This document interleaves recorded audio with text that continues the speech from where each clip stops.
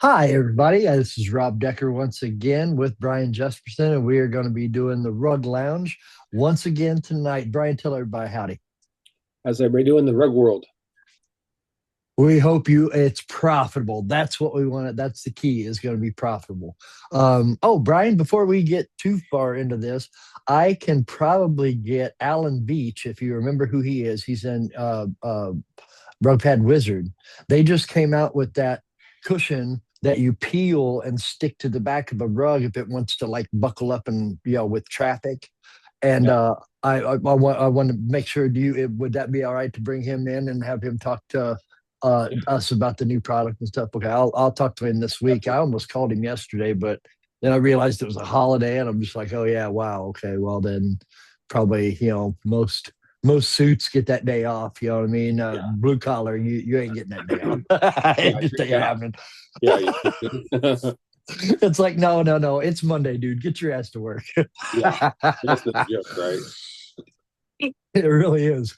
So well, I saw this on another group. Beware of this rug had urine, so I had to try to do a quick wash on it. Little did I know it would buckle on contact and shrink.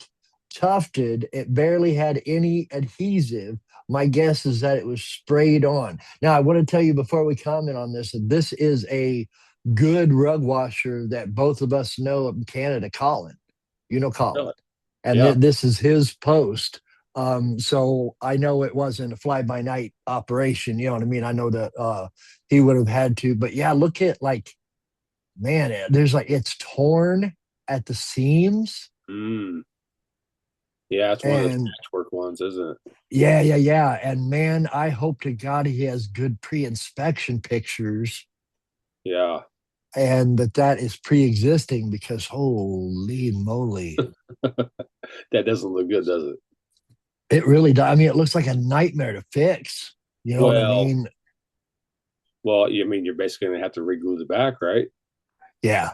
So, And you're gonna have to gather that stuff like those, I mean, that looks like, you know what that reminds me of? It reminds me of when upholstery tears and yeah. you have all those little strings, but and I've done it before because I'm a stitcher, I'm a sewer. So I've done before, I'm like, oh, I can fix that. And I start going through and where you put your stitches, it pulls and it Yeah. and it makes the same on the outside. It's like you can't, you can't sew this stuff, and that's what it reminds me of, that spot right there. Yeah. And that Yeah. is scary because like how are you going to put together five or six strings that are between two pieces of you know of patchwork? I just, wow, man. I'm uh and he, he said right off the bat, he said beware of this rug, and boy, I'm going to tell you, you do Yeah. got to beware of it. Holy moly. Yeah. I think, um I mean, personally, I think that what he's going to have to do, and it is going to be a little tough, but you're going to have to go ahead and you're going to have to re-wet the whole entire thing. I don't know if he has a centrifuge, but I would, I would probably, if you have that felt on felt rug pad and make sure it's a thinner rug pad. yeah. I made the mistake. Oh my gosh. I made the mistake of buying this super thick felt on felt, on both backs, thicker pad. Yeah. And first off, picking that sucker up with a rug, it is heavy. Yeah. And then it takes up so much circumference inside the barrel that you don't have a whole lot of play. Now Hmm. all of a sudden you're getting a rug stuck with the rug pad inside the centrifuge. It's Wow. ridiculous. Now I do realize there are some guys that have 19-inch, barrels inside, maybe 20. And now knowing a little bit more about centrifuges, I do say that is a much better option. Yeah, you might have added So a few feet. yes, Yeah. but well, I'm no, what I'm just saying is that like if mine is 15 inches, I think it's 15 or 16, uh, and I hardly ever have any issues at all. But I do say that like a thick Moroccan rug, Hmm. you can is there's not a whole lot of room inside there where you need to go ahead and take that inner piece and kind of flip it a little bit so you can start to go to reverse and the whole thing breaks and falls off. But with this, I would try to use that some of that felt on felt, the thinner pad, Yeah. cushion it a little bit, right? Mm-hmm. Spin it out, and then I would take that rug and I would probably try to stretch it a little bit. Yeah. So, uh, I mean, that's the only way I think that you're going to get to where you need to be. So You know, once you oh, stretch sorry. and dry it, and you have and you have uh, basically, I think it's best if you have one of those dry tables, and Mm-hmm. then you can get some airflow underneath. You get airflow underneath, or to the top. You've stretched that rug, and you've got to make sure it's all squared out. You get the drying done. Basically, that cotton is going to have the memory. You Mm-hmm. won't have all these little gaps. You won't have that. This thing should be laying pretty decent. And as long as it's laying pretty decent and everything looks good, then you can go ahead and go ahead and roll. Maybe you'd be really careful and take like a 3-inch PVC pipe and roll it, and then roll it back out real slow with two guys and roll back out on your dry table. So then, or even a hard surface. So now you can actually start to put that skim of that stuff on the back. Yeah. You Right. know, Right. because I mean, unfortunately, I've seen patchwork rugs that are like this, uh, but I'm not for sure. Does Colin have a centrifuge? I think so, but I Okay. wouldn't swear to it. It's been a while since I, really talked to him. Well, here's the deal: is some people will say, and I've heard Randy Hyde say this. You say, "Hey, spin it for 3 minutes and it's done." You can get as much of the water out of there as possible. Yeah. I get that. Randy used to have a centrifuge like mine.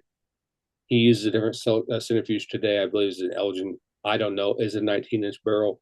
Possibly so. I learned from Nate because he has that certificate one, right? Yeah. So it's Yeah. that really big, and he's got to put sandbags and weights in there so he can balance it out. Even it out. Yep. But he he ends up spinning those rugs, and he only takes like a minute or two, but there's so much more force than there Right. is like on something smaller. Uh, but I would 100% spin this thing, try to get as much of the moisture out as possible. Yeah. Go ahead and stretch and dry this. Be very careful and turn it over. Yeah. Uh, Working from the back for sure. yeah, Yeah. and exactly work from the back. Start trying to put that rug back together, and I think you be in really good shape. I don't think he I don't think he's completely toast on the thing, but I do believe that he's got a few issues.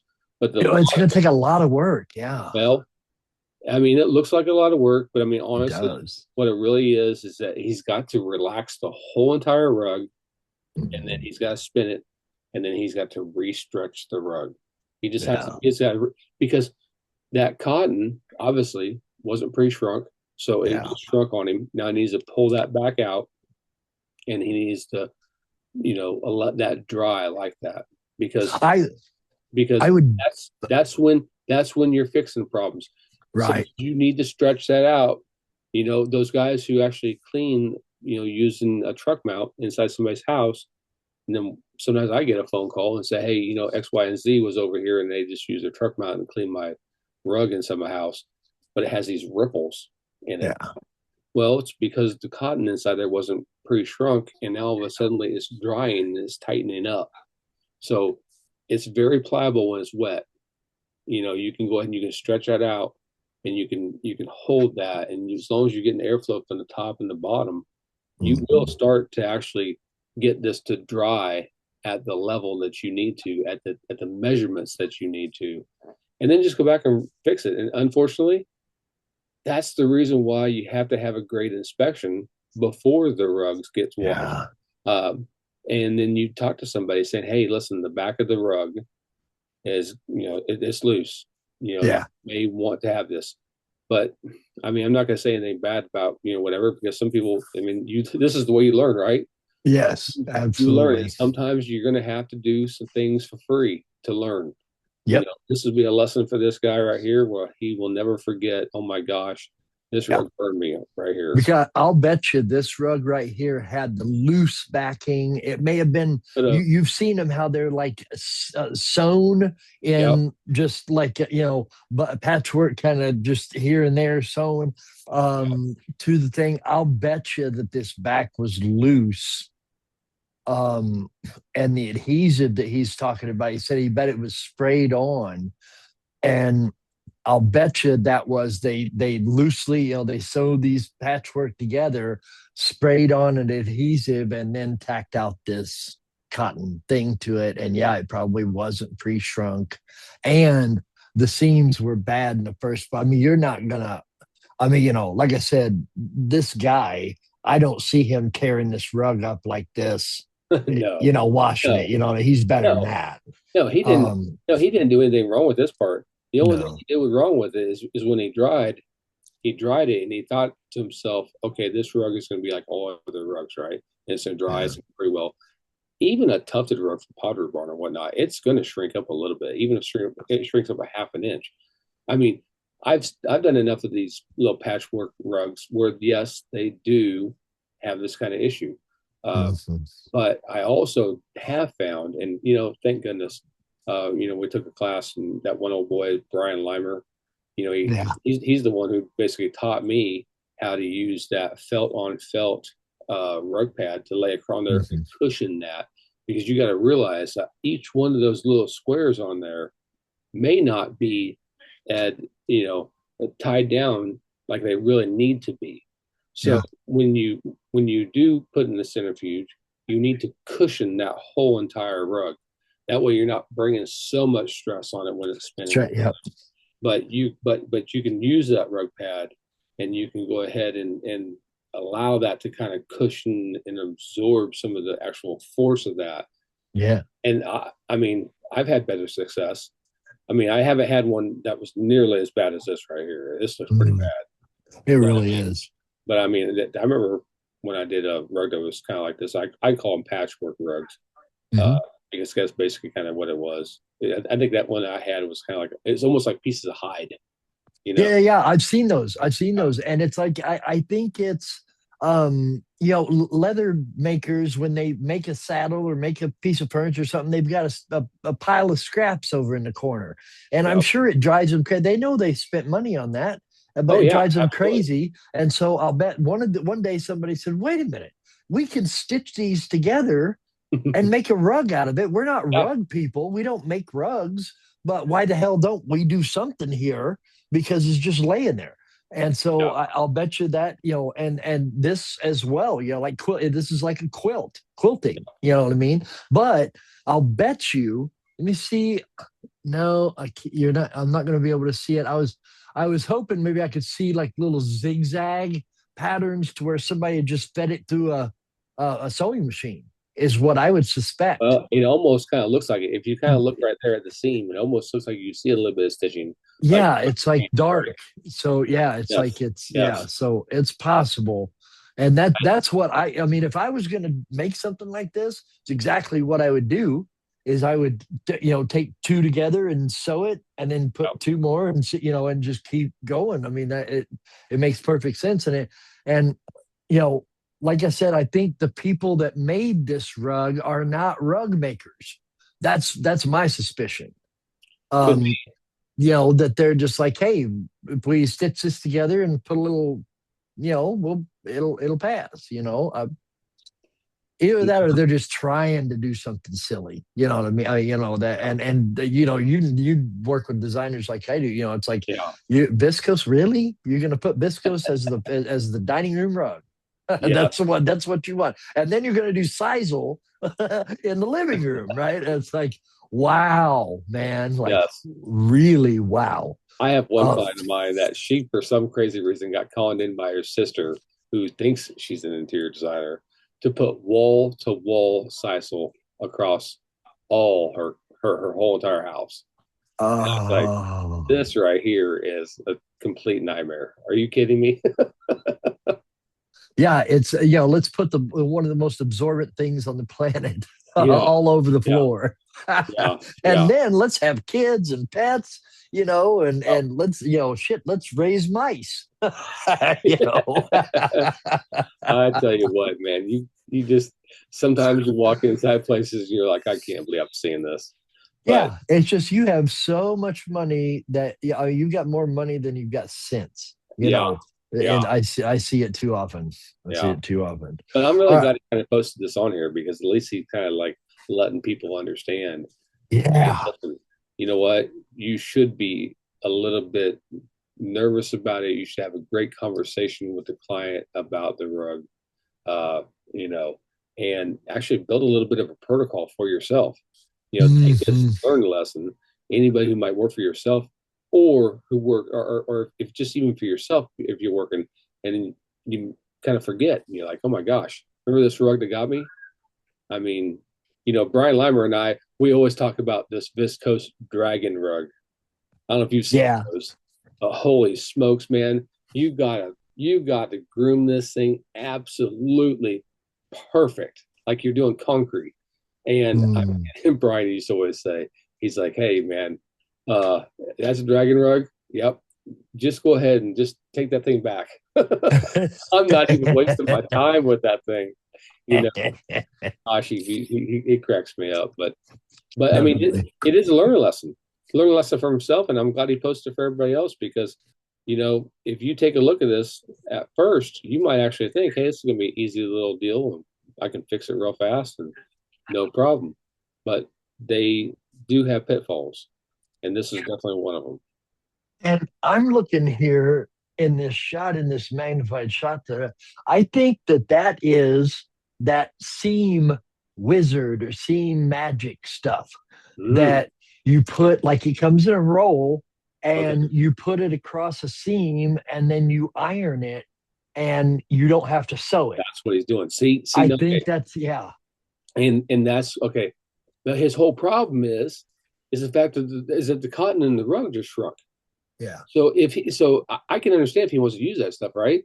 But go back, re-wet the whole entire piece out. I know you're going to be careful, but you're going to have to. And maybe he doesn't have a centrifuge. I understand. It could be a lot trickier without the centrifuge. But I mean, if it was me and I had a centrifuge, I 100% would re-wet it out. I laid it on one of those pieces that like I said, the felt unfelt thin Mhm. rug pad, let it cushion, pull it back out, lay it on my dry table, and actually stretch that rug out exactly what it should be. So let's say it's an 8 by 10. Let's bring it back to 8 by 10, or at least when you're stretching it out, you can lay it to the top and you'll be able to see, and everything looks nice and it just looks nice and fit. So Mhm. then once you get that dried, if you need to go back there and use some of that tape right there, you need to kind of make some adjustments, you can, but then go ahead and fix the back. And I'm telling you, I really prefer using that Bond Industries ATT. I think it's what 1132. I think it is. I guess what it's custom. It says custom rug compound on Yeah, the yeah, yeah. actual bucket. It's like a 2.5 gallon bucket. That's what we use. It is easy. It's nice for the technicians to use. You have time to actually apply that on there and then lay a backing down. If you're able to do like what you do, where you actually want to take a backing and pre-wash it, make sure it's Yes. down, and then go and put it on, you can do that and everything will be fine. Or you can do, if the backing is good enough, you can go ahead and do what I do and just take it off when you're going to wash it and power wash everything off of it and put it back in your centrifuge, spin it out, hang it up, let it dry, and do the same thing with this. Remove all the rest of the glue to the back. Yeah, it's pain in the butt. But you know what? Yeah. It's something that's a lesson to be learned. Definitely, composite rugs are, you really want to do your inspection Hey because Rob, they're so far away from what we normally there's do. another thing I thought about during this. Mhm. Okay, he's washing this rug, right? Let's Yeah. let's say you were even used a rug sucker. Let's say you move this, you have it wet. Whenever you have a rug like this and it's wet, and he pulls on that in the wash bay, Yeah. he could have snapped a whole bunch of those little seams just Yeah. by pulling. And So that when you that's what happens when you pull is you Yeah, get these little strings in the middle, right? I've seen that yeah. on upholstery. It's so much better that if you have a rug that's a little more fragile like this, roll it up on a PVC pipe and move it. If you got to turn it upside down, whatever, roll that thing out, roll it, and then you have two guys, and you can take one side, and you can gently Yeah, pull back. You know, yeah, he yeah. may have just unfortunately, you know, Tugged on it too hard. Yeah. yeah, he could have. And if he didn't, you know what? Okay, this is just a scenario that can happen because I Oh watched yeah. him for myself and I got stupid. So Yeah, definitely. I mean, there's a lot of problems with this thing and a lot of areas of problem. You know, I mean, there's like you can't hardly get into a frame that doesn't have some kind of an issue.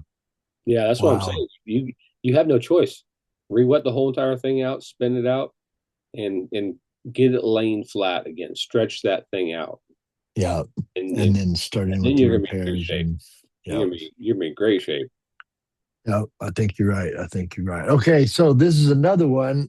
Now, this is we all get these rugs too. If you ever run into this rug or rugs that are tufted but extremely thin, don't be a hero. Don't wash it. Better off hanging and cleaning it by hand.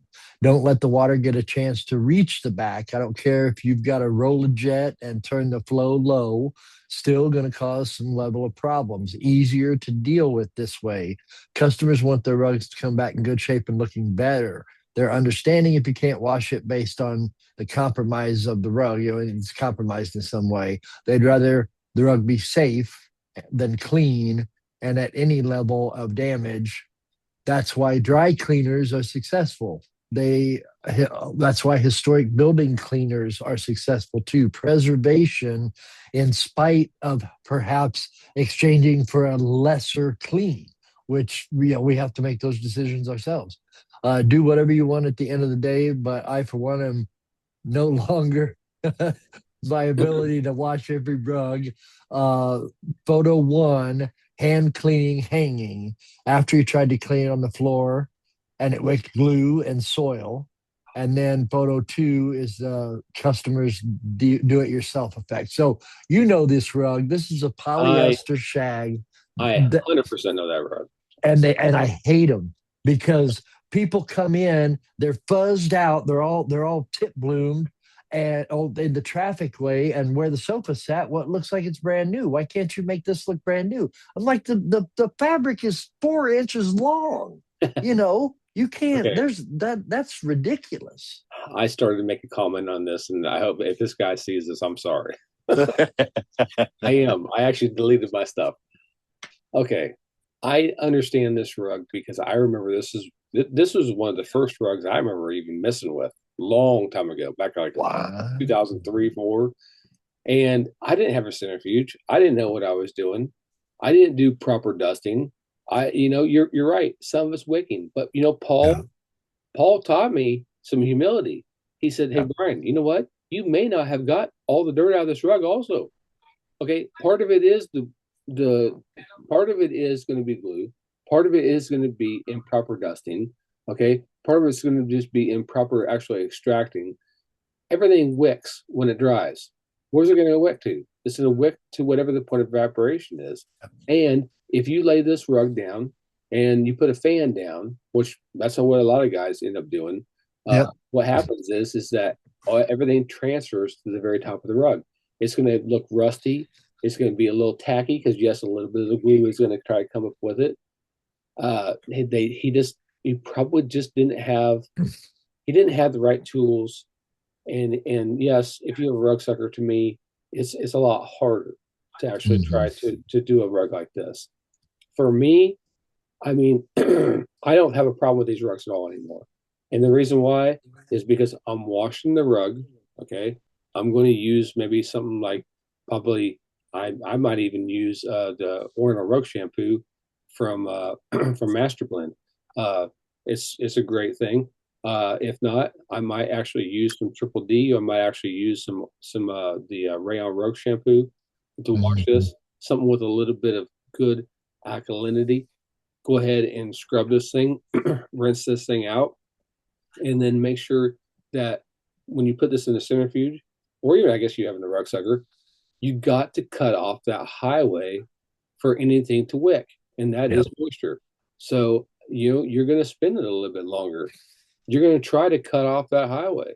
So you're going to do that. And to me, the best thing to do is then have a dry table, and you get some airflow to top and bottom, and you Yeah. get this thing dried fast, not messing around. The problem is that I think sometimes some of these guys that are using rug sucker, maybe they don't have that great a suction. So maybe they're getting it so dry, but it's only partially dry. And you got to get these rugs really dry. Yeah, you do. When you come back and say, okay, listen, it's grayed out, we're having issues, I don't know what to do. For me personally, and I know Paul liked to say things kind of opposite to what I did on this thing, because he's like, Brian, just go ahead and mist, the sublime across the whole entire top, right? Yeah. Me, to finish it off, what I do, I first wash the whole entire thing. Mm. It's basically cleaned off, and then I put about 4 or 5 ounces in a 5-gallon bucket, fill it all the way up with water, let it cascade over, pour that directly over the whole entire rug, and then go ahead and Cymex that, re-power wash one more time. And these things come out so stark, color, natural color that they should have been. That Wow. sublime is awesome. It's absolutely awesome. Oh yeah. And everything comes out really super good. I just didn't have the issues. But I mean, hey, Paul told me straight up. He's like, hey, I don't want to hurt your feelings, Yeah. but he, I understood what he was saying because I was kind of screwing it up. And, I saw this post and I was like, oh my gosh, I know that rug. I mean, Yeah. I know that rug. Yeah. And We've all had it. oh yeah. And I understand the issues, and I understand that the guy was like, don't be the hero. Well, really, honestly, man, you got to get some great education. And if you have some good tooling and you have some humility, sometimes, as a rug washer, even some of the best ones, maybe sometimes you didn't get all the dust out of there. Sometimes, Yep. maybe sometimes you didn't spin it long enough. Maybe sometimes you didn't let the rug sucker sit on there long enough, right? And that moisture is that highway for anything to wick. Yep. So I try to get out as much as humanly possible, cut that off, make sure I got the chemistry correct, make sure I have everything going, on the side that's going to give me the most advantage to get this thing completely clean and no Yeah. issues. But I remember those days, you know. Oh So yeah. I mean, I feel for the guy kind of, but that's why you got to get some education. Yeah. You really do. Nate says you'll never out clean your education. I always keep that in Yeah. the back of my mind. And Nate, I saw a post from him. It wasn't on this one, it was on another rug. But I read he very eloquently put something that means something to us. And this is what he said. Good decisions come from experience. Yeah. Experience comes from bad decisions. Yeah. And so it's a part of the process that Yeah. you are going to fail. And then you pick yourself up by the bootstraps and you say, how can I fix this? And you start digging and you start talking to people and you start learning. And then you're like, got it. And you fix it. You fix your mistake. That's or you have a strategic partner. Like, I don't do dye. I'm not somebody who's good at applying dye that has been stripped out and making it look good. Just not one of my talents. I've taken the class. I've done it on carpet samples. Not my thing. So Issa, I'll ship a rug to Issa. I've done it, I think, twice. That if I had some issues where, like I was stripping out the fringe and I didn't wet out the marge, and all of a sudden here I am, I've got color loss in the marge. So okay, well now Issa's going to have to, so I've done that at least once. I think maybe twice I sent her stuff. So, but it's always good to know someone that can help you, or know somebody that's complementary to your weaknesses. Do those Well, things better than you do. yes, man, we were just lucky to have had Paul and Oh have yeah, feet in our pockets, and to sit there and to work with them, especially hands on, man. yeah. When we There's were nothing sitting like there that. really learning, really understanding, and just really becoming humble and saying, "Oh, you know what? Okay, maybe Paul's right. Yeah. Maybe I didn't take it as far as I should. Maybe I should take this to learn a lesson instead of actually taking it where you're like, Offense. oh Yeah, no, you know taking what? offense to yeah. You know what? I did everything I could do. Yeah. No, you didn't. No, you didn't. No. You really didn't.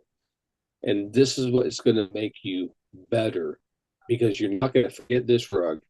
And as you traverse, you're gonna go through, and all of a sudden, all these rugs, you'll start seeing other things that's kind of similar to this, and you'll understand why you need to do Right. things better. You know, Yeah. Yeah, just like that composite rug and the pre-inspection. I mean, if that is not a poster child for doing a great pre-inspection, I've never seen one. oh, absolutely. Are you kidding me? No gosh. So okay, so let's see the customer's attempt here. Wow. Yeah, well, of course they didn't dry it. They didn't do complete soil removal, and I'll bet you they didn't do dry soil removal at all because look at all that wicking. My God! Yeah, yeah. There's a lot. There's a lot of But browning that's going on. one thing I can say though, and see, it's probably soil because you see that clean spot there. That's where Yeah, something said that soil didn't catch much. Yeah. yeah. Otherwise, So it it's licking. otherwise it was a glue. It'd be glue across the whole entire thing, right? Yeah. That's what I'm saying. And That's there. I mean, it really is a soiling issue. It really is a cleaning issue. yeah, And if you wanted to be successful with something like this, you want to make sure you dust properly, maybe over dust if you need yeah, to, right? Something like this, it's a tufted rug. So what's the best way to really do this? Vacuum upside and down. air dust. Yep. Air dust. Air dust this darn rug.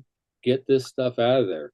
Get it. And the smaller tool, use like when you go to the car wash and you're vacuuming your that little like claw looking thing. Yeah. That's what I use for air dusting. You get down on you. We don't do like with a wand and air dust because I don't think that is effective enough. So we put that little claw in there and you go through and you're running it by your with your hands, and that's um we dust every rug that way because we see what comes out.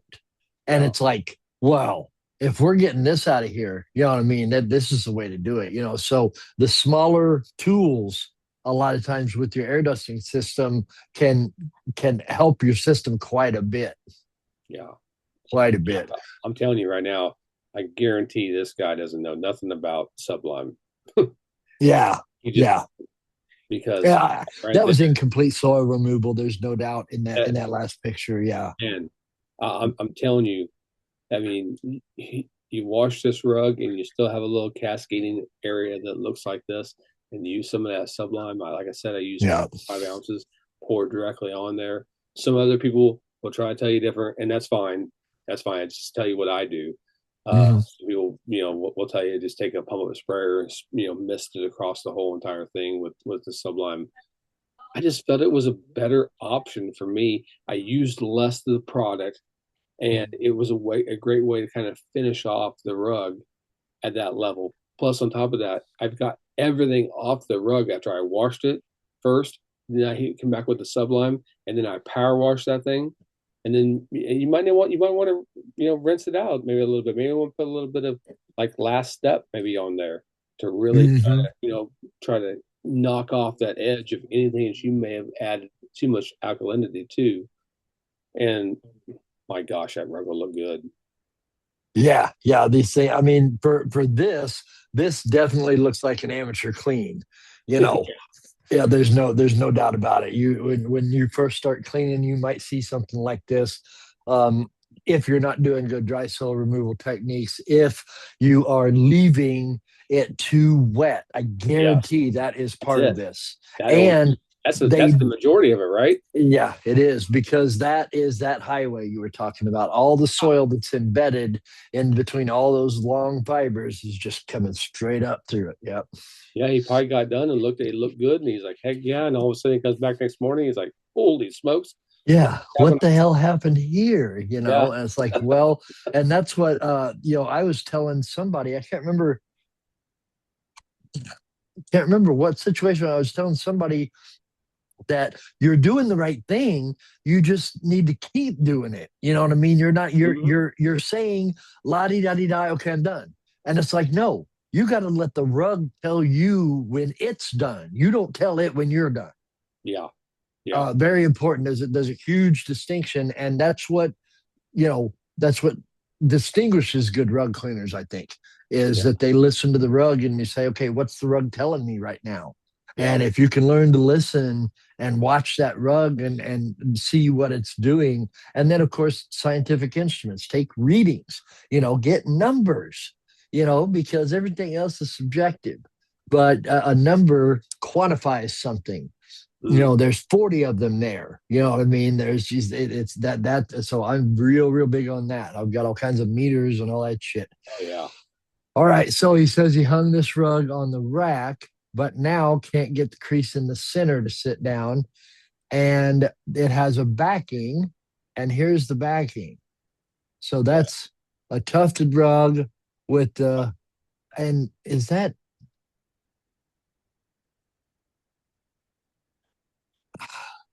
why does that look like the scrim that is just folded under and sewn to the back to me? It doesn't look like border tape. Am I wrong? No, I don't think it is border tape. I think it is sewn on there.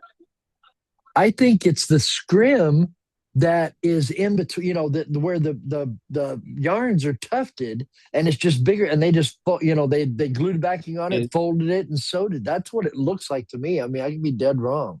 it could I mean it could be a backing that's on there, but it does kind of look like that. It does, right? Because it's not smooth like most border tape that you see. Yeah. It looks like Well, woven. man, I'm telling you, this is a whole nother deal, like we just talked about. I mean, people who are hanging these tufted rugs, I think you're crazy. Listen, a tufted rug, a tufted rug is no different than like sheetrock when it gets wet. Yeah. Sheetrock when it gets wet, you can stick your finger right through that darn thing, right? When it dries, it gets hard. Yep. It's like a rock.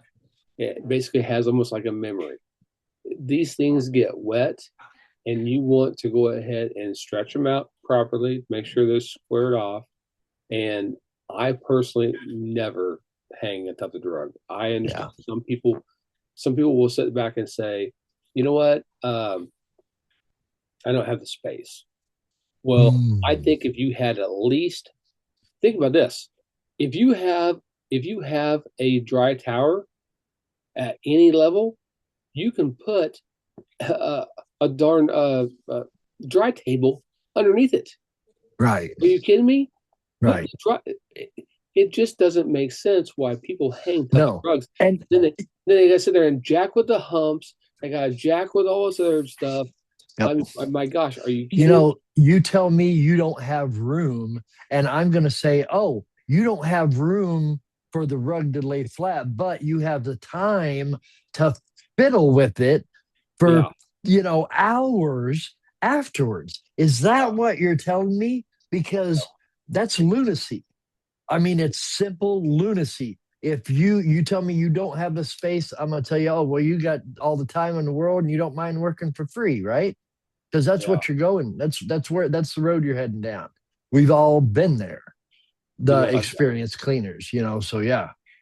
this is how I do this, and I've told some of my friends, and they listen to what I'm saying. But I mean, it really is the best way to do a tufted rug. Put it on the dry table, then groom the rug, allow that then to get some airflow to the back, and then you can have some. If you have airflow to the top, that's fine. But after about an hour or two of pretty good, decent little dry time, turn off the fans on the dry table. Now allow that to fall back down. and now kind of stretch out the rug a little bit.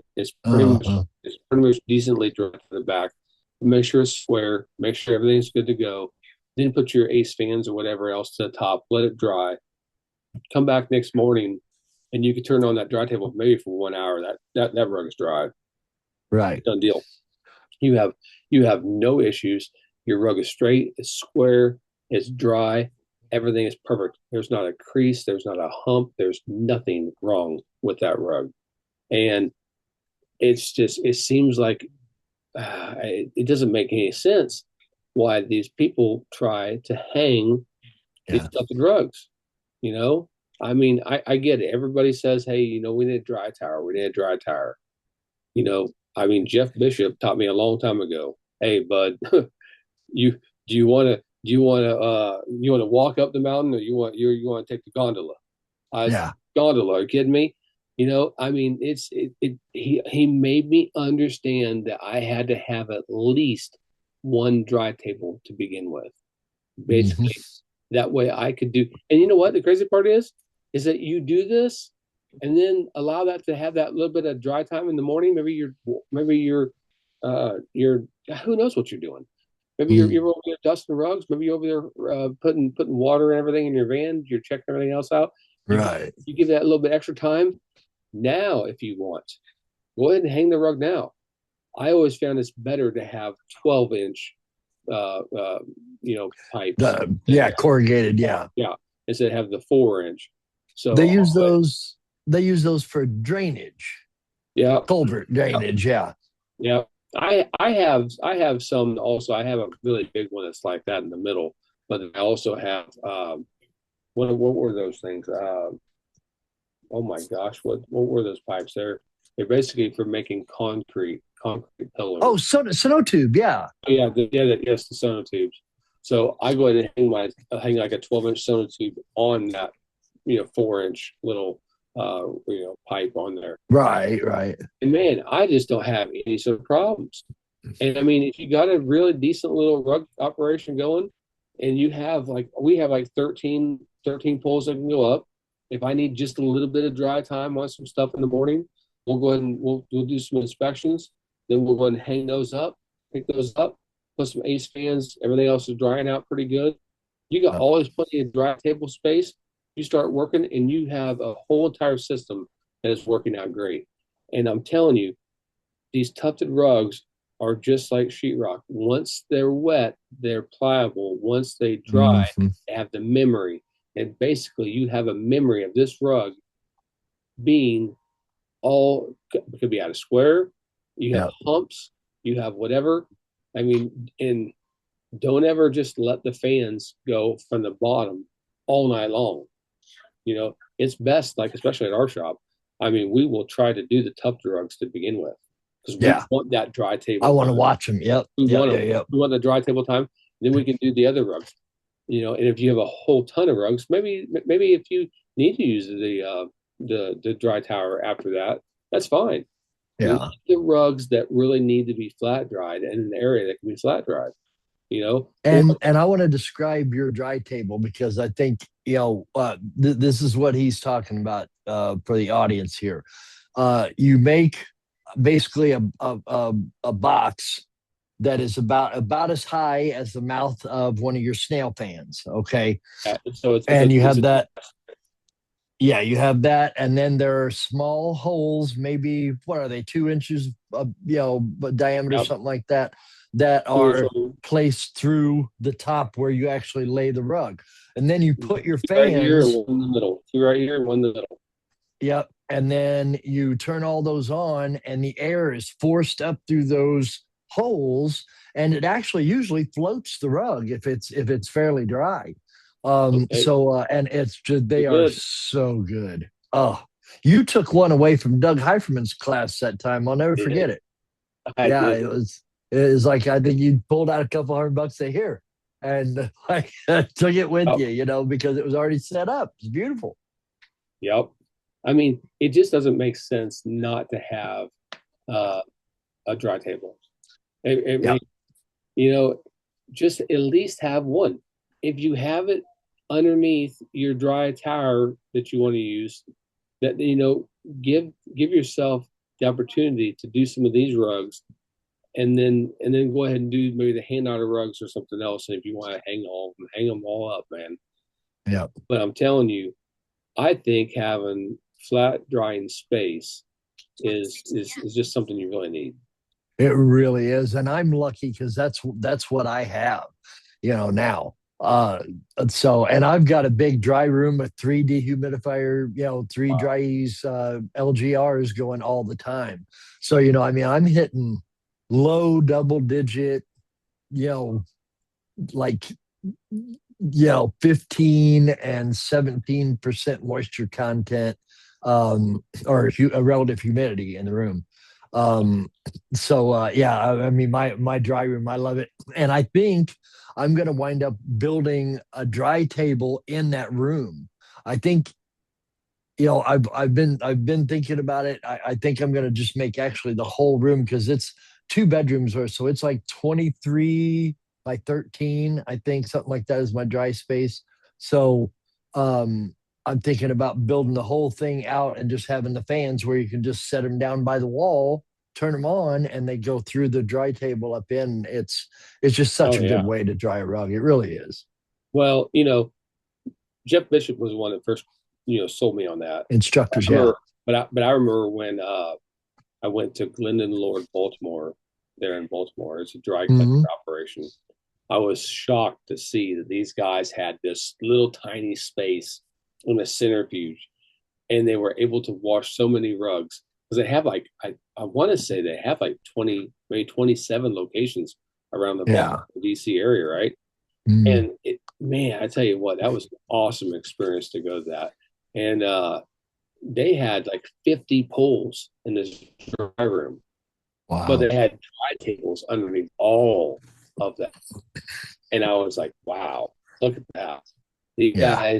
guys were using bare minimum, whatever they could do. And they were just maximizing everything that they had available to them. They had a great system. Actually, man, the way I hang my rug pads on the wall is Hmm. exactly how they did it. I just took all their brilliant ideas, tried Stole them, to yeah. Adapted them to your, yeah. yeah. I mean, these guys had great marketing ideas too. I mean, they had these bands, and they had another pole. I think he had or trademark the name, and it said another happy area rug, on top. And he said he used to put rugs inside that tube on top of the van. But Right. he said he realized that was a terrible idea. But the marketing aspect of that was awesome because people were like, Right. "What the heck is that?" Oh, rug cleaning, like another happy area rug. You know, I mean, That is cool. those guys really, man, that was an awesome experience to go. I tell you what, if you have the opportunity to go to somebody else's shop, I mean, it doesn't matter what it is. There could be one little tiny little idea that you pick off somebody. Exactly. And, Yeah. When Paul and I went to Baltimore to teach, I wish I would have went to that dry cleaner.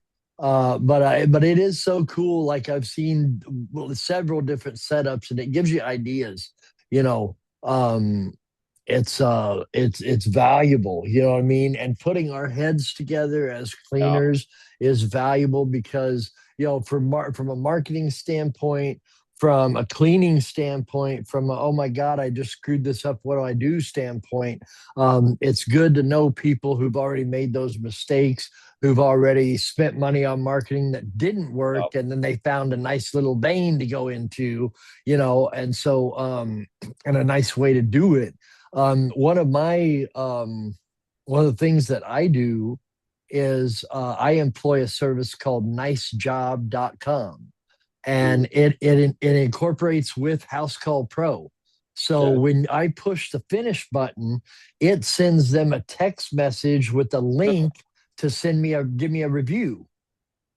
And Hmm. so, yeah, nicejob.com. Now, the only problem with that system, I think it's like, I want to say, God, I want to say it's something about $125 a month, if I remember. But any review that they collect is Yeah. their property. So if you ever stop paying them, those Mm. reviews get taken away.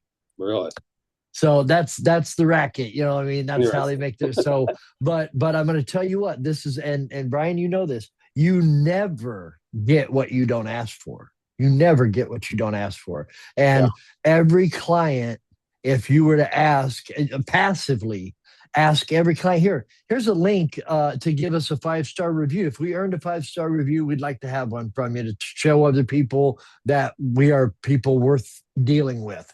Yeah. And you word it the right way, and especially like it's right when they've got a great taste in their mouth from me because you just dropped off their rug, and then you push finished and it's paid and all that and finished, and then they get this text message that says, hey, do you mind helping us out with a 5-star review? And it's like, man, I get several like I went into some advertising in November of last year, and I said I had over 625 5-star reviews. Well, Wow. now I'm up over 660 Really? just in that little span. Yeah, I mean, because so many people will do it if you ask. Yeah. If you ask. And so, like, and, I don't have control. Anybody can watch these shows. I have kept that a very closely guarded secret to my competitors around me, right? Anybody else in the country, I don't care what, I'll give you that information. I just Yeah. don't want the guy Yeah. next door, to be starting to pop off like that. Because like I'm over 655 stars. The next guy down is like 220 or something. I Really? mean, just nothing. Yeah. It's just like whenever I have people that call me simply because of my reviews. And one thing about it, and it's strange, but it's just the way it is. I mean, it's the way we run our business. But um, we we only have 5-star reviews. I have one 4-star review, and she said in it, I just don't believe in 5 stars. But if anybody deserved it, you did. But I don't believe in it. I would give you 4 stars. Got one, and people almost don't believe it. You know what I Yeah. mean? They're like, this guy's loading, he's paying some guy in Portugal or, Indonesia or whatever, to Yeah. whatever. And it's like, no, man, I mean, you go through and it's like these people are mentioning my technicians' names, saying how great it was. They were educated. We came in and got rid of the urine and all that, and then the rugs and this and that. And so that is a little secret that I've had for, we found out about it a long time ago, You and want to I know mean, I've something? had it for like probably 3 years or something. What's interesting is I have I've never asked people for reviews. Yeah. Honestly, I'm probably by the most ignorant person when it comes to that deal. So maybe I need to look into this. I'm Uh, telling you, if it's passive and and people will because of the way you treat them, yeah, and it's just like you push finished on that, and boom, there goes the text message, and it's like they're right there, and they just got their rug back, and they can't believe how good it looks. I can't believe how good my rug looks. Look at this, I get and bammo, I it's I done. I should start that program starting tomorrow. I really should because At least look into it. Yeah, I can. I yeah, yeah, because definitely. because for me, um, I mean, how I get them is just off of results. So Mm, I ask somebody, "Hey, feel your rug. Feel how soft it is." And they're right, like, "Oh my gosh, like the color is just amazing." Like, yeah. right. And do you smell That's anything? Do you smell anything? Like, no. yeah. And I mean, That's and the then moment you want them to give you a review right yes, there. and the crazy part is I don't even ask for referrals, but they just refer me out anyway. Yeah, yeah, yeah. And Um, see, those same people will glowingly talk about you on the internet. All you have to do is give them an easy way to do it. something crazy is, uh, oh my gosh, I can't tell you how many people actually give me a hug, crying, Yeah. whatever. And one of my really good friends, Jim Bardwell, he told me the other day, he's like, what you should build? You should build just a gratitude board there at your shop. Don't let anybody else see it. It's basically just for you and your team. Yeah. And take like an old Polaroid camera and say, hey, can we just take a picture so we can actually show our team? We're going to hang this at our shop because you know what? As I grow bigger, there's going to be people who actually wash these rugs, and there are people now who wash the rugs, and Mm, and they don't always get the gratitude off of that. They don't understand. Hey, you know what? somebody is super, super happy with the final product that you gave them because rugs have this emotional attachment to it. I mean, Unbelievable. I mean, it could be as simple as just a person saying, "Hey, you know what? I have a dream. I want to change this room." And the thing is the keystone to this whole entire interior design starts off with the rug. That's right. The It's paint, the the walls curtains, and the floor sofas. are the Yeah, largest square foot you see in a house. So exactly. it's got to be the centerpiece. Yeah, And these exactly. and these people, man, I'm telling you, these people, I was like, you know what? That's a great idea. I'm gonna have to do some research on this Polaroid camera deal and see if I can do it, and then just put this up and just have my shop. I'm not gonna post this on any sort of social stuff, but just to let people see. And also, I really like the Polaroid part because on the bottom, I can write like the date or I can, Right, right. you know, But you can do the same thing with snapping a picture with your phone and get like on a printer or whatever. It's pretty yeah, easy. Like you can print out pictures, so the Polaroid may be hard to lug in and out of people's houses where you've already got your phone. You know what I well, mean?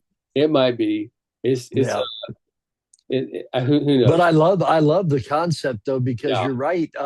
It's not always the guys that are in the trenches that are going and delivering the rugs, yeah, and going with you. And that, if they don't get that, they need to get some of that somehow. There's no doubt yeah. about that.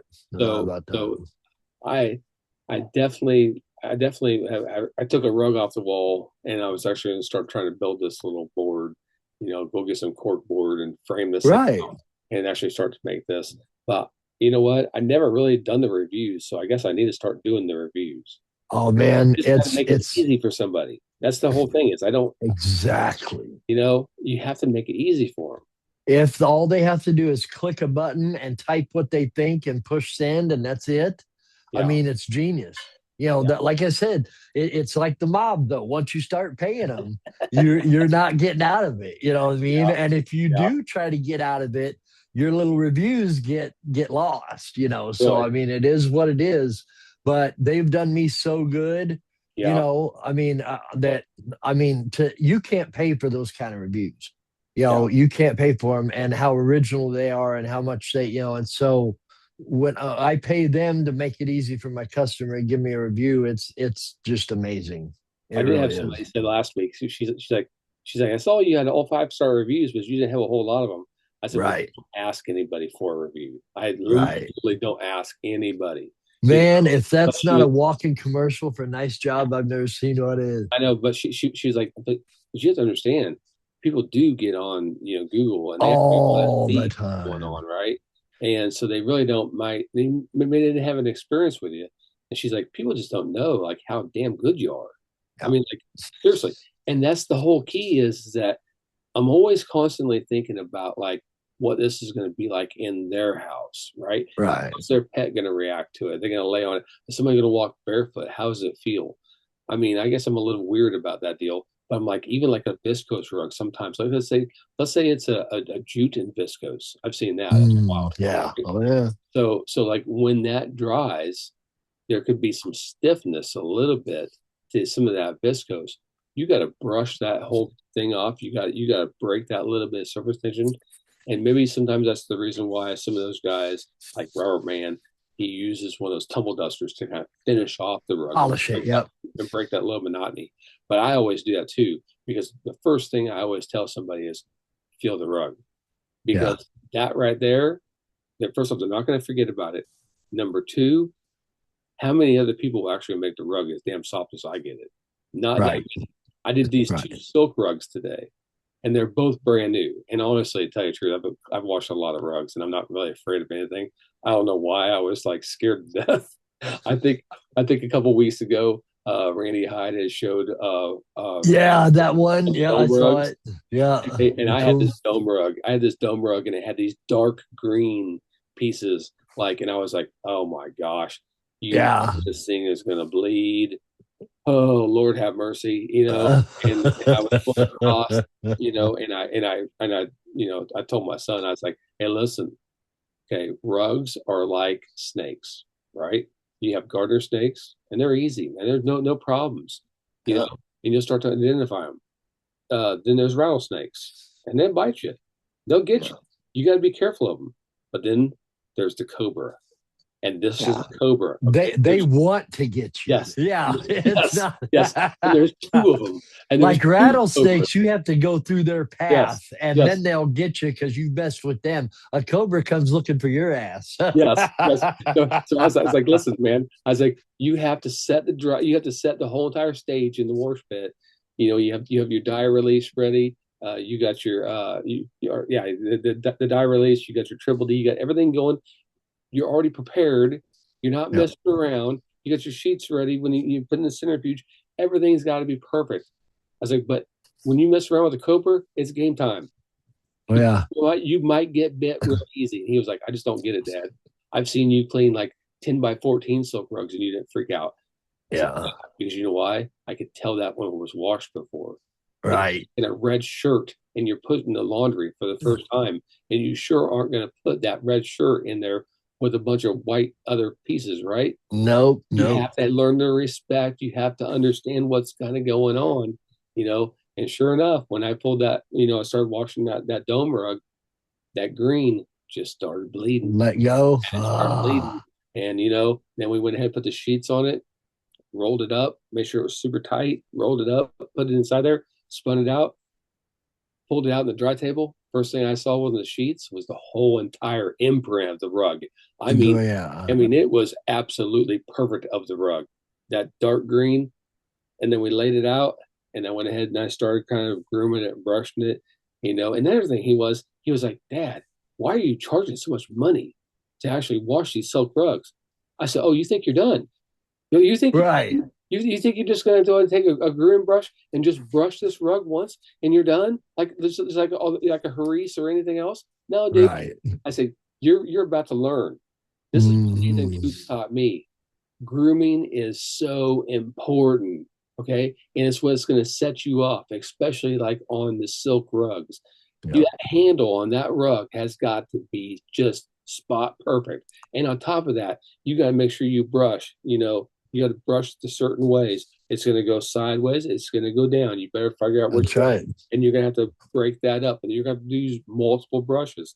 And you're Yep. going to have a system of doing this. But when it gets done, it's going to be it's going to be lights out. Well, and you have to do it in a timely fashion Yes. too. You can't Yes. brush Oh, it twice and say, okay, I'm going to bed and no, come home in the morning. No, no, it's not like that. You know what I mean? no. You have not only do you need to do it and do it multiple times, but you need to do it in a timely fashion Yeah. as well. I mean, it really does. I mean, it takes a lot of the Yeah. wealth of talents that we have. It takes an awful lot of them to do that. And I think it was you were saying that you really have to listen to the rug, right? Yeah. You really do. So like on those rugs, I was like, man, it's a new rug. Are you kidding? And they're going to hang these on the wall again. All right. They've never been touched. You realize you have these issues. I don't want to try to start putting, the dog grooming tools, the airflow on something like that, because what happens is you take some of the dye and you blow it out. Yeah. So you want to make sure you get inside there and you go ahead and you spin that out correctly, get as much of that out of there as possible, cut off that highway, start doing your grooming. And I was like, listen, these are the first rugs we're going to wash today. And it's going to be the last rugs that we touch at the end of the day. Right. And he was like, really? I was like, yeah. But of course, he's like, That, yeah, at the end of the day, plus also on top of that, it had blue dye in the fringe already. oh, Yes, I already had blue dye in the fringe, and I was like, man, this is not gonna be fun to mess with. But I mean, I got it all. I got it so all. what do you think the blue dye came? Was it just from rolling it up, You like know, like crocking? gosh, I don't even know, to tell you the truth, because it was right by the signature, so you wouldn't think it would be that. It almost, it didn't really feel like paint. It seemed like it was dye, but it was a little tough to get rid of.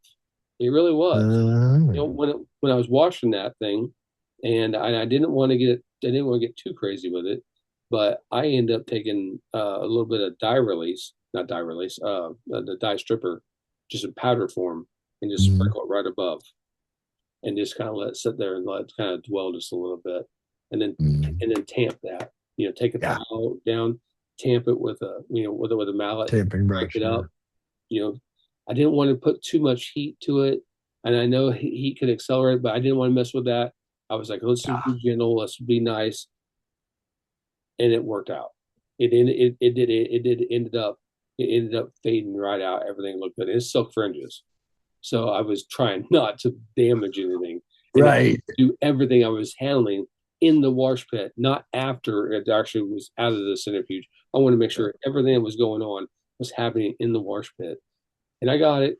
It looks good, but I mean, like, and you realize, especially rugs like that. I mean, people are going to walk in that house, and that's got to be that's going to be a statement piece. These two That's rugs, right. right? And I mean, they're remodeling this house and hanging these rugs up.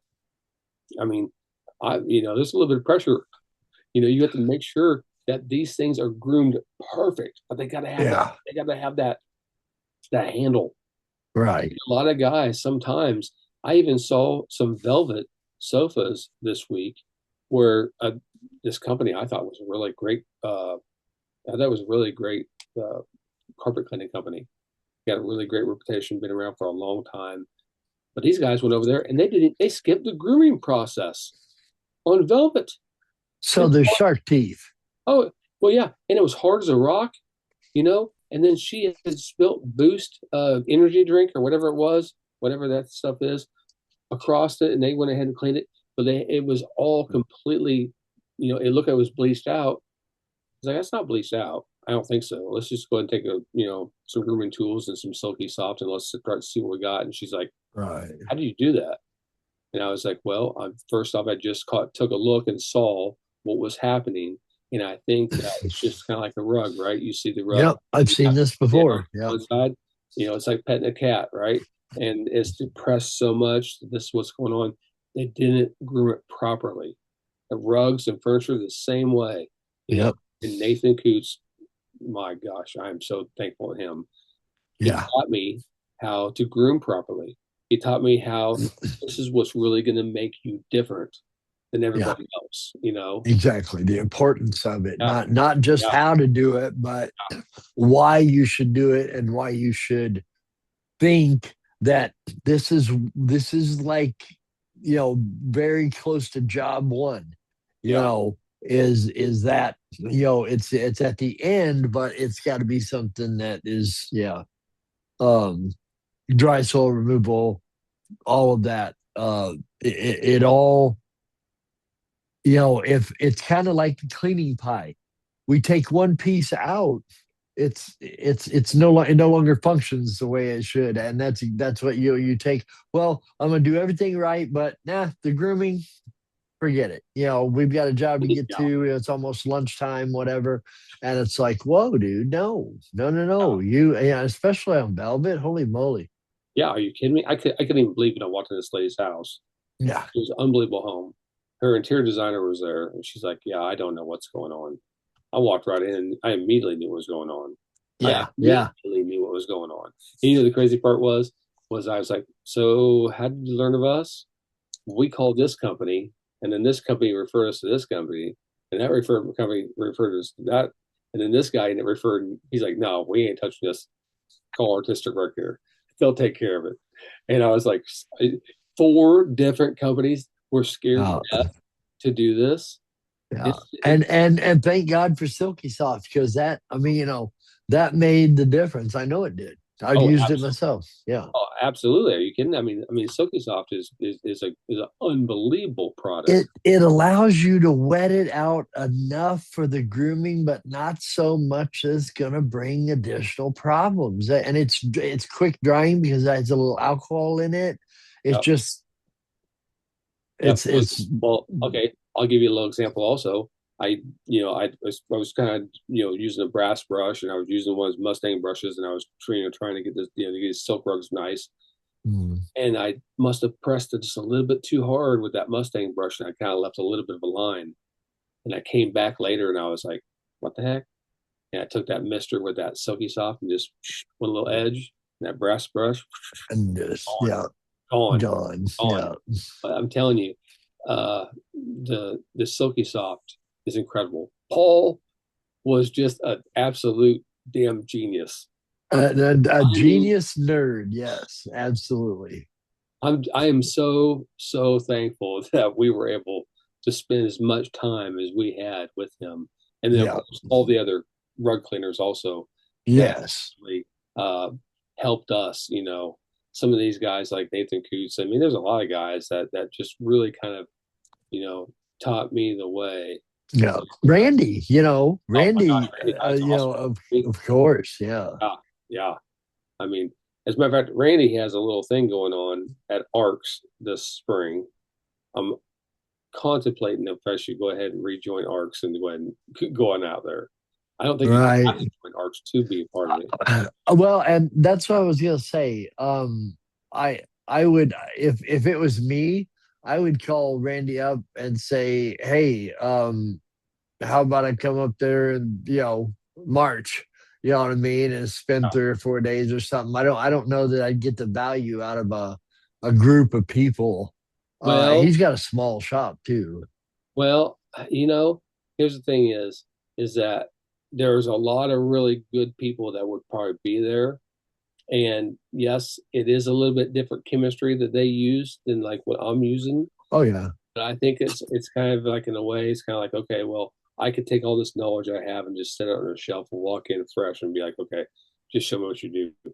Because I've been to a few of their little ARCS conventions before, and I did pick up things. I did learn things, and always. but they have a little bit different system, and that's fine. I mean, everybody uses different products, and that's great. It's just that when it came down to Chemex stuff for me, it just made me shine. Outperformed. Yes, and Yep. it made things easier for myself. Now, Yep. like I said, there's some stuff in Master Blend that's just that to me I love. I mean, Oh yeah. they have some fantastic products. So I don't talk anything bad about none of that. Yeah, I think you probably should have a little bit of diversity of some stuff here and there. I agree. But man, I think you probably would learn a little something. You catch a little something. Plus, like I said, you go inside somebody's shop, and then you have the opportunity to see other stuff. And you know what? Yeah. Um, I think I'll have to call. There's a guy named Brian Atia from Atia Brothers, Yeah, yeah, yeah. and they're there. They are there inside Portland. And I think Randy first used to work for them long ago, and he worked for himself. Randy is an unbelievable cleaner, right? And And Val, I mean, with the uh, repairs that Val does, outstanding, and outstanding. Tia Brothers have a pretty cool setup too. And I want to say that they said there was maybe 2 or 3 shops that they were going to kind of visit in the area. So I bet you Right. Brian Tia is probably one of them. And I met him. Gosh, it's been a long time ago. I haven't seen him by 10 years. But I mean, he had a. I've seen him set up, and it's pretty cool. It'd be kind of cool just to go out there. I'm contemplating. Definitely. I'm really Well, kind of wondering. we'll see what happens. It's that time of night again where we have to say goodbye. Um, I hope what we were able to do for you tonight was helpful to you. That's what we want. We want to be helpful. We want to look at situations and talk about what we think we would do and what we might do different and this kind of thing. So we hope that's valuable to you. And from the number of people that's watching the shows, we feel like it is. So we appreciate every one of you that takes the time to watch the show. And any value you get out of it, we're very, very happy about that. So, Brian, tell everybody, see you later. You know what? Hopefully, nobody ever takes anything I say out of context and thinks I'm being a jerk. I just, Yeah, I just realized that we all screw up, and this is how we learn. We that's learn from right. our screw ups. I'm probably the biggest screw up there ever is, and I've learned so much. I learned how to make things easy for myself and people who work for me easy for this, and also Yeah, clients, just to give them an incredible return, experience. right? Yes, Yes. experience. I mean, so hey, if you're watching this, watch it and just kind of listen to what we're saying, and hopefully it does. Hopefully it brings you a little something to say, hey man, you hear what those others are saying? maybe we should incorporate a little bit to what we're doing. Absolutely. Absolutely. And I enjoy being here. I Me mean, too. you Me know, too. I'm just so glad that Paul ended up calling me and telling me, hey, hop on here because we've I known each other for a long time, but now we're really getting to know each other. Right, right, right. And from PCN days, Oh yeah. like I don't know what the hell I would do with myself if I wasn't doing a rug cleaning show once a week. You know what I mean? Like I you know, it's just what I've always. I mean, I've done it for so long. And it's just like so. But anyway, yeah, I hope everybody here has a profitable tomorrow and a really, really good week. We'll see you right back here next week doing the same thing. And That's it. We'll see you later. Have a good night. Have a Yep. good week. See y'all. See you. Bye bye. All right. Let me see what this, and this. There we go.